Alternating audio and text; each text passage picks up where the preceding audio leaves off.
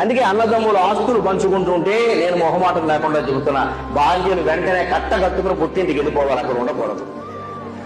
పంపకాలు బ్రహ్మాండంగా సాగుతాయి, బ్రహ్మాండంగా సాగుతాయి. మా ఆయన నేను ఉండకపోతే కుదరదమ్మా, నువ్వు ఉండకపోతేనే బాగా సాగు. వాళ్ళు ఒక తల్లి కడుపున పుట్టారు, వాళ్ళు నిర్ణయించుకుంటారమ్మా. వాళ్ళు అన్నదమ్ములు. అన్నగారికి అందులో ఏమైనా వ్యవసాయంలో నష్టం రావచ్చు, తమ్ముడు వ్యాపారంలో సంపాదించుండదు. తమ్ముడికి ఏమనిపిస్తుంది, మా అన్నయ్య ఆడపిల్లలు కూడా ఉన్నారు, వాడికి 10 లక్షలు ఇద్దాం అనిపించదు. ఈ పిల్ల ఎవరేమో మనకు లేరేటి అంటే. ఎందుకని ఈవిడికేం తెలుస్తుందండి ఆ ప్రేమ? దయచేసి ఆలోచించండి. నేను ఎవరిని విమర్శించట్లేదేమో, సత్యం చెబుతున్నా. మీకు నచ్చకపోతే నేను చేయగలిగింది లేదు, ఇది సత్యం. ఎంతవరకైనా ఇదే చెబుతాను నేను. మాకు నచ్చలేదంటే నేను చేసేది వినడం మానే. ఇది సత్యం. ఇది సహజంగా అక్కడ ఉన్న తోడుకోళ్ళకి ఏమనిపిస్తుంది అంటే, ఆవిడ తల్లి కాదు, ఆవిడ అన్నదమ్ముడు ఒక తల్లి కడుపు వాడు కాదు, వాళ్ళ అక్క చెల్లెలు అయితే మళ్ళీ అంతే. అలాగే ఇవాళ ఆస్తి హక్కు ఆడవాళ్ళకు కూడా ఉందండి. ఆడపిల్లల ఆస్తి పంచుకుంటుంటే పుట్టిన తండ్రి ఈ అల్లుడు గారు బయట కూర్చొని చుట్ట కాల్చుకోవడం మంచిది. మాట్లాడదు.